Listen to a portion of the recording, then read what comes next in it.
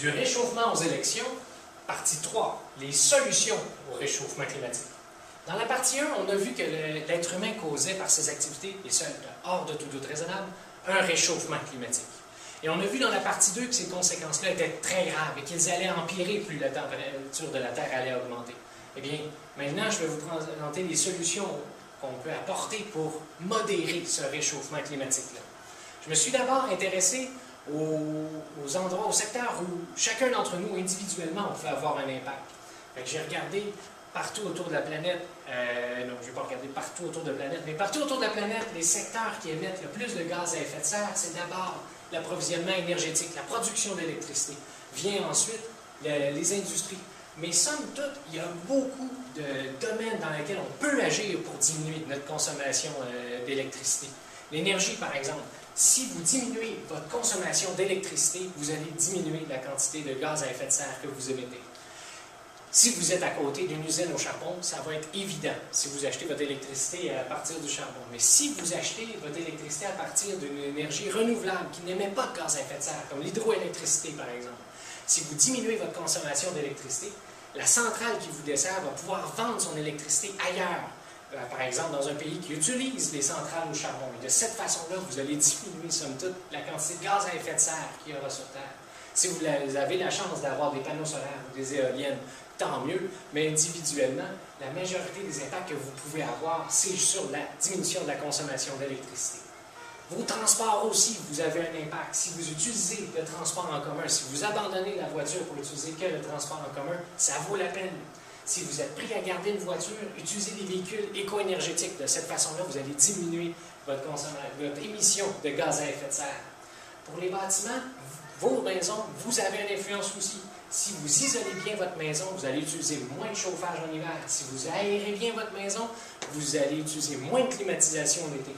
Si vous achetez des appareils électriques efficaces, ça va avoir un impact aussi.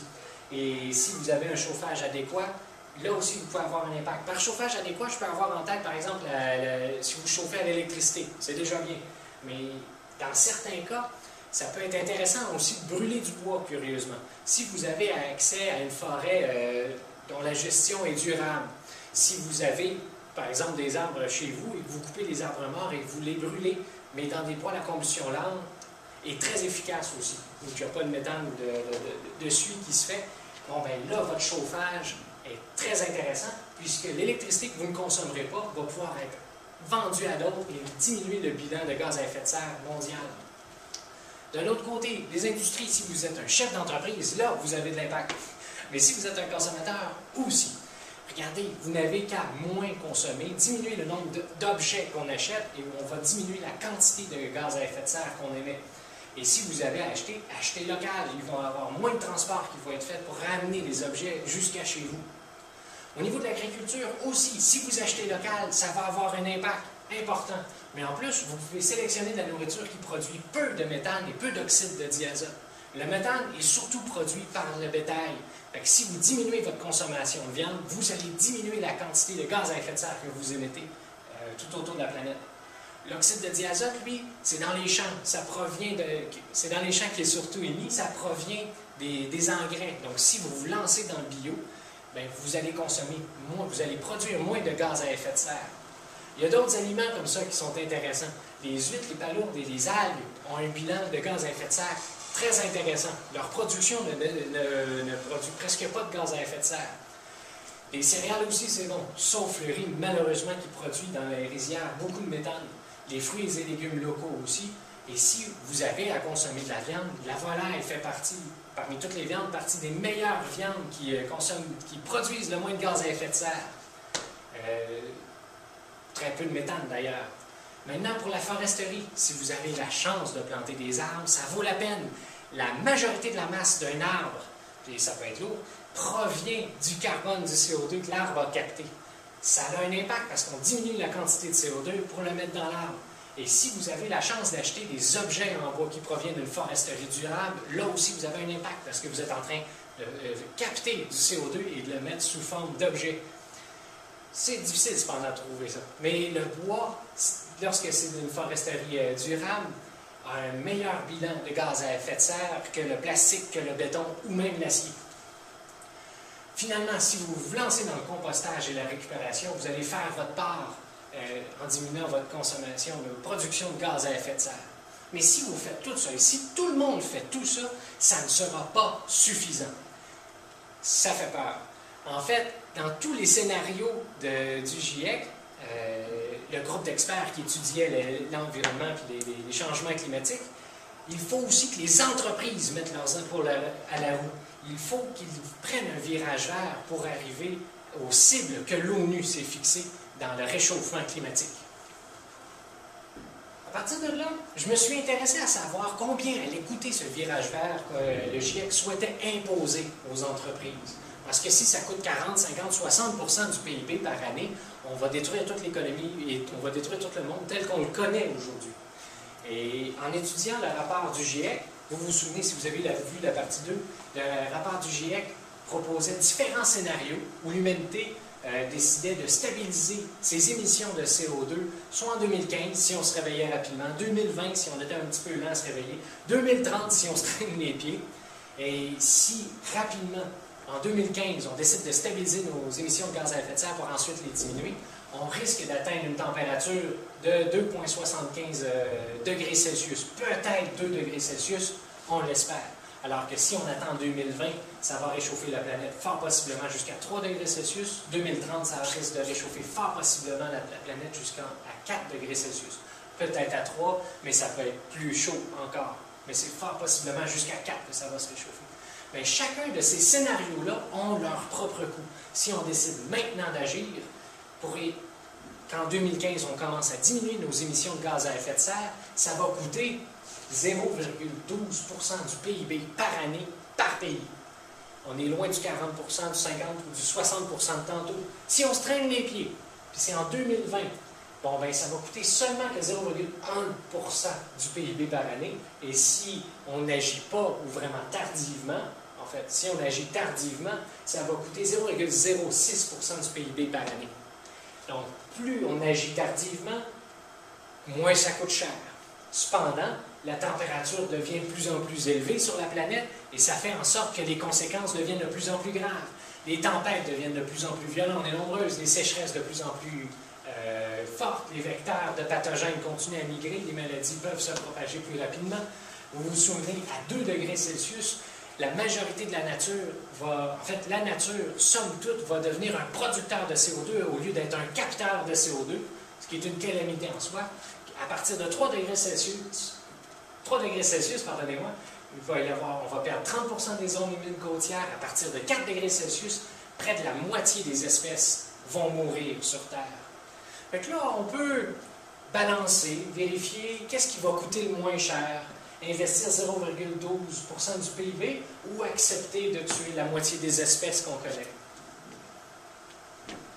Il y a une réponse éthique, morale, d'ailleurs économique, ça va devenir pas mal plus économique d'investir maintenant, mais il y a une réponse morale à ça. Nous avons le devoir d'agir maintenant. Nous avons le devoir, eh bien oui, flûte, c'est apparu là. Si on ne fait rien, ça augmente jusqu'à 6,4 degrés Celsius en 2100. Et ça arrive vite. Et ce 6,4 degrés Celsius-là, c'est plus loin que la moitié des extinctions. Fait que là, on a un devoir moral d'agir maintenant et le plus rapidement possible.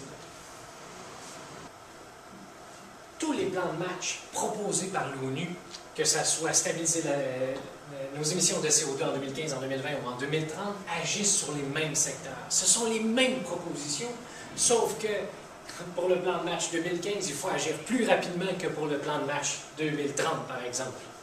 Mais si on veut agir sur l'énergie efficacement, l'ONU propose, le GIEC propose fortement d'encourager les énergies renouvelables, que ce soit l'hydroélectricité, l'énergie solaire, l'éolien, la géothermie, la bioénergie. Et le GIEC ne précise pas de quelle façon qu'il faut le préciser. Ça pourrait être par la nationalisation, par des subventions, par du financement. Mais il faut encourager les énergies renouvelables. Parallèle à ça, il faut aussi décourager les combustibles fossiles. Il faut diminuer de grâce les subventions visant les combustibles fossiles, que ce soit des subventions déguisées en vendant un rabais des terres pour l'utilisation de gaz de schiste, ou cesser de subventionner les pétroles, n'importe quelle entreprise pétrolière. J'avais les sables bitumineux en tête. Ça, d'une part. Et aussi, il faut taxer les combustibles fossiles. Et ça peut prendre différentes facettes, différents visages. Vous connaissez la taxe qu'on applique sur l'essence, mais ça peut avoir une autre forme. La rétrotaxe, c'est une façon intéressante de taxer les gaz à effet de serre. Imaginez, tous les produits qui produisent du gaz à effet de serre sont taxés. On met ça dans un pot et à chaque année, on redistribue cet argent-là équitablement entre tous les individus de la société ou d'un pays. Ce faisant, les personnes qui font leur part, qui diminuent leur concentration, leurs émissions de gaz à effet de serre, vont se faire payer pour le faire. Ils vont avoir payé moins de taxes qu'ils vont se faire donner à la fin de l'année. C'est le genre de mesures qui ne coûtent pas à l'économie, globalement, puisqu'il y a autant d'argent qui rentre et qui sort, mais qui encourage énormément les gens à diminuer leur gaz à effet de serre.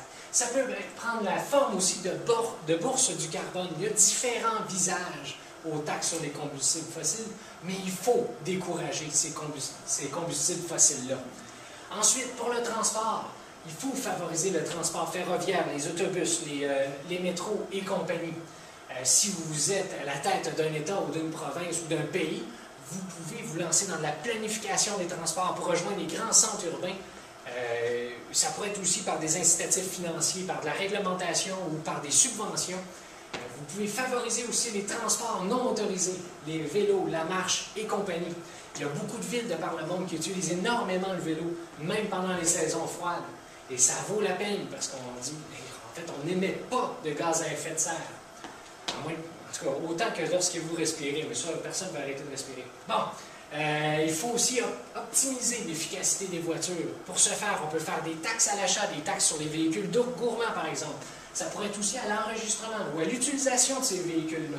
Ça peut être sur les taxes sur les carburants, comme j'en ai parlé tantôt. C'est important d'agir parce que d'ici 2050, il va y avoir 3 fois plus de véhicules tout autour de la planète. Puis d'ailleurs, en ce moment, 75% des émissions qui proviennent des villes. En agissant sur les transports, on va pouvoir jouer sur cette fraction-là des gaz à effet de serre. C'est majeur. Il faut agir. D'un autre côté, la majorité des gaz à effet de serre émis par la foresterie, malheureusement, c'est à cause du déboisement, alors que la foresterie devrait être capable de capter des gaz à effet de serre. Il faut adopter au plus vite une gestion durable de nos forêts et une utilisation durable aussi du bois. Que ce soit par des incitations financières ou de la réglementation, il faut aller vers ça. Il faut que, comme société, on se plonge dans ce projet-là. Et faire des meubles en bois, ça permet le stockage de carbone, la forêt aussi le stock, la forêt permet aussi de diminuer l'érosion, ce qui est capital, mais aussi la désertification dans certaines régions du monde. Le Vietnam, c'est un modèle à suivre là-dessus. Il réussit année après année à augmenter de 1% la superficie de son territoire couvert par la forêt à chaque année. Et malgré ça, le Vietnam, une bonne partie de l'économie vietnamienne tourne autour du bois. Ils font des meubles, ils font des planchers de bois franc, et ils les en vendent partout autour de la planète. Ils vendent des copeaux de bois, le résidu de bois pour que les entreprises extérieures puissent faire du papier. Ils ont réussi à se prendre en main pour justement utiliser la forêt comme un capteur de CO2 et un générateur d'économie. D'un autre côté, pour les déchets, il faut faire des incitations financières et de la réglementation encore, en faisant du compostage, de la récupération, mais aussi capter tout le méthane qui provient des dépotoirs et de le convertir en énergie. D'un autre côté, pour l'agriculture, vous le savez, il faut favoriser les aliments produisant peu de méthane et d'oxyde de diazote. Pour ça, on peut réglementer, on peut faire des incitations financières, mais on peut aussi générer de la terre avec l'agriculture. En ce moment, le dessus de la terre est en train de s'amenuire, en tout cas de rapetisser. Mais si on était capable de générer de la terre, cette terre-là provient en fait du CO2. C'est une façon de capter le CO2, d'utiliser une agriculture saine. Si tous nos champs commençaient à stocker de la terre au lieu d'en consommer, eh bien, on stockerait davantage de CO2. Pour y arriver, il y a évidemment les méthodes traditionnelles. Ça dégage de 30 à 40% moins de gaz à effet de serre que plutôt d'utiliser l'immense machinerie pour faire notre agriculture. Mais il y a d'autres modèles. La FAO, entre autres, propose l'agriculture de conservation, où on réduit au minimum le travail mécanique. On insiste pour qu'il y ait une couverture permanente par-dessus la terre, que ce soit de la paille ou autre chose. On insiste sur la rotation des cultures. Il faut faire de l'association de plantes, que ce soit des légumineuses avec des céréales, ou même planter des arbres à côté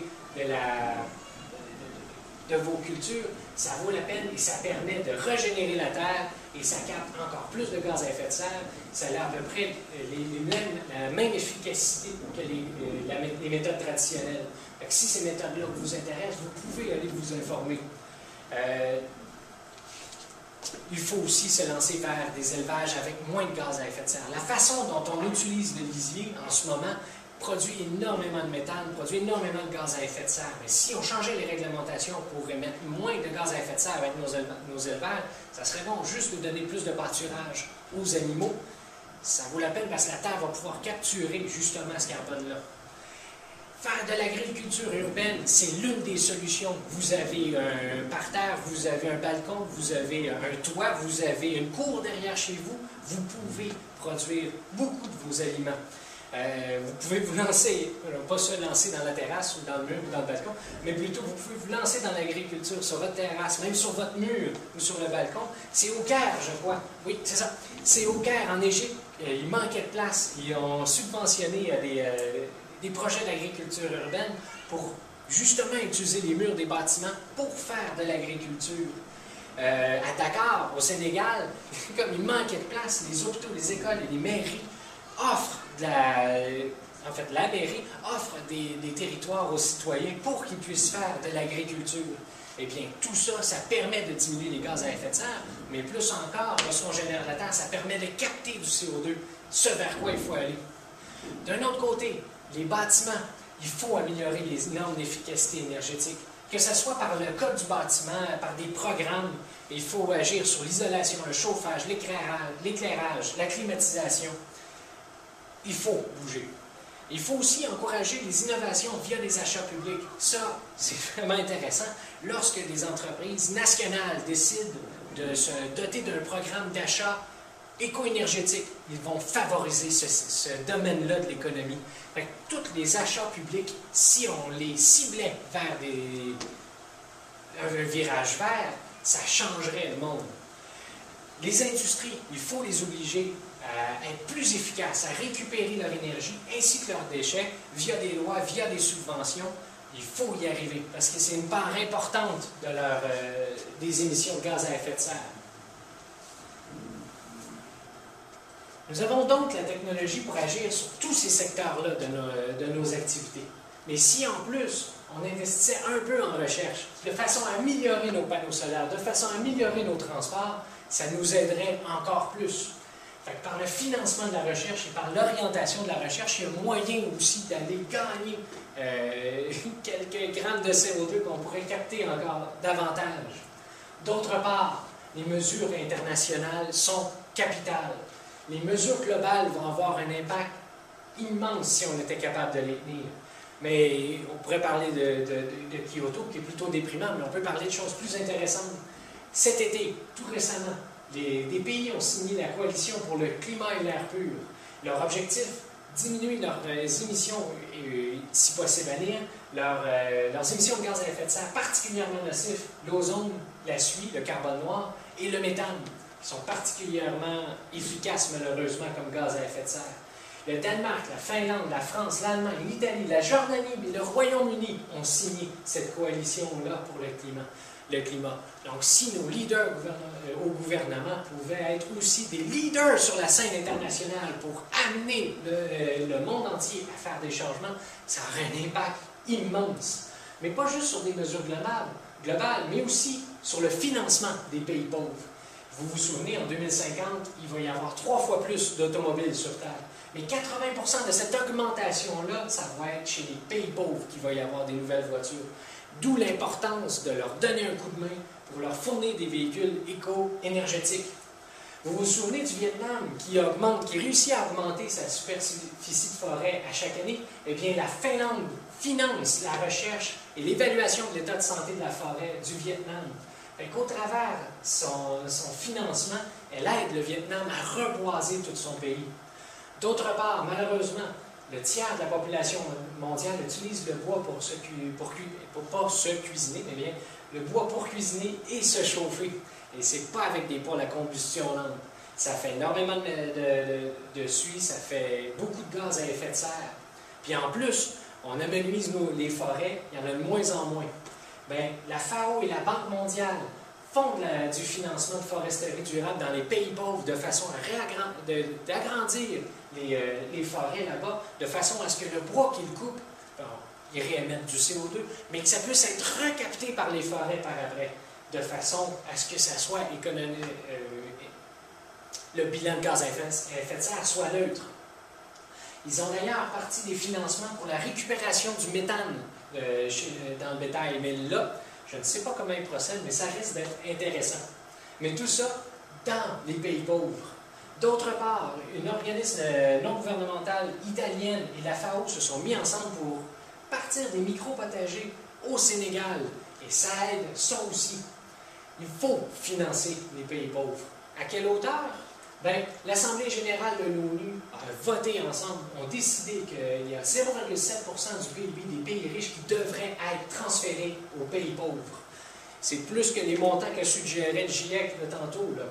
Mais cette part-là, on pourrait se la fixer pour pouvoir aider les pays pauvres à atteindre leur objectif de gaz à effet de serre. C'est de notre responsabilité à mettre l'épaule à la roue pour le faire. Bien, le Danemark, le Luxembourg, les Pays-Bas, la Norvège et la Suède le font. Ils donnent 0,7% de leur PIB. Malheureusement, ce sont les seuls pays au monde qui participent à cette hauteur-là à aider les pays pauvres. Les États-Unis et le Japon font seulement que 0,19% de leur PIB et le Canada ne donne même pas la moitié de la cible à atteindre pour pouvoir aider les pays pauvres. Mais lorsqu'on aide les pays pauvres, ça va être justement pour aider dans ces différents secteurs-là. Ça nous permettrait partout sur la planète, de diminuer nos gaz à effet de serre. Malheureusement, ça fait longtemps que l'humanité sait ce qu'elle doit faire et qu'elle ne le fait pas ou ne le fait pas assez. Le GIEC effleure rapidement la raison pour laquelle l'humanité ne le fait pas. Elle parle de la résistance des intérêts en place. Il y a des entreprises qui ont intérêt à ne pas diminuer leur nombre de ventes de produits pétroliers. Il y a des entreprises qui ont avantage à continuer à tout déboiser. Eh bien, ces intérêts-là, en ce moment, sont plus forts que les intérêts de toute la planète Terre. À mon avis, j'ai l'impression que pour rebalancer ce choix d'intérêts-là à suivre, c'est qu'il faut améliorer nos systèmes démocratiques. En fait, il faut qu'il soit d'abord plus représentatif. Il faut que chaque vote compte. Il faut qu'il n'y ait le moins possible de vote stratégique. Bien, pour ça, le meilleur système, à mon avis, reste le vote préférentiel, aussi appelé le vote alternatif. Mais il existe d'autres systèmes qui améliorent la représentativité des citoyens à l'intérieur du gouvernement. Ce serait, par exemple, d'incorporer une certaine proportionnalité à l'intérieur des élections. D'autre part, il ne faut pas que ça soit démocratique seulement que la première année d'un mandat d'un gouvernement, mais aussi pendant toutes les autres années. Que ce ne soit pas seulement que les lobbies qui influencent le gouvernement, mais il faut qu'il y ait une participation citoyenne. Pour ça, l'une des façons qu'on peut augmenter cette participation-là, c'est d'avoir des référendums d'initiative populaire. De cette façon-là, les élections vont être plus démocratiques avec les élections représentatives. Et le mandat va être plus représentatif aussi des besoins des citoyens. Mais il faut, pour que ça fonctionne, tout ça, il faut que les systèmes d'information de la population soient justes, soient précis, et il ne faut pas qu'il y ait de biais médiatiques. Quand j'ai eu fini de comptabiliser toutes les choses que l'humanité doit faire pour donner un avenir meilleur aux générations futures, donner un avenir aux générations futures, flûte, on se retrouve devant un programme électoral. Il faut que dorénavant, les gouvernements qu'on élise, les maires qu'on élise, les présidents de pays, les premiers ministres de pays ou de provinces adoptent ces mesures-là. La prochaine fois que vous allez voter, informez-vous de leur programme. Est-ce qu'ils agissent sur ces différents systèmes-là, ces différents secteurs-là? En fait, il y a urgence d'agir. On l'a conclu tantôt.